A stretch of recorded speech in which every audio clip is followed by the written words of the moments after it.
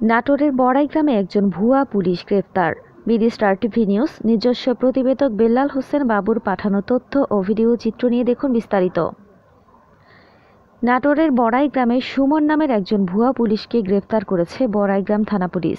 গত ৩রা এপ্রিল বুধবার উপজেলার কামারদহ এলাকা থেকে আলাউদ্দিন সুমন বয়স ৩৭ নামে পুলিশের এক ভুয়া এএসআইকে আটক করা হয়।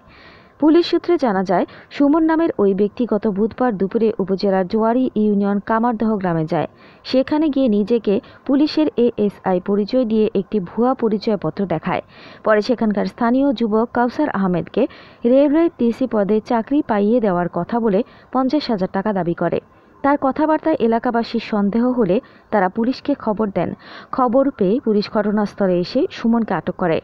বড়াইগ্রাম থানার officer in charge OC Shafiul Azam Khan বলেন, আটক সুমন ফেনীর দক্ষিণ মহাদেবপুর গ্রামের রফিকুল ইসলামের ছেলে। তার বিরুদ্ধে আইনগত ব্যবস্থা নেওয়া হচ্ছে।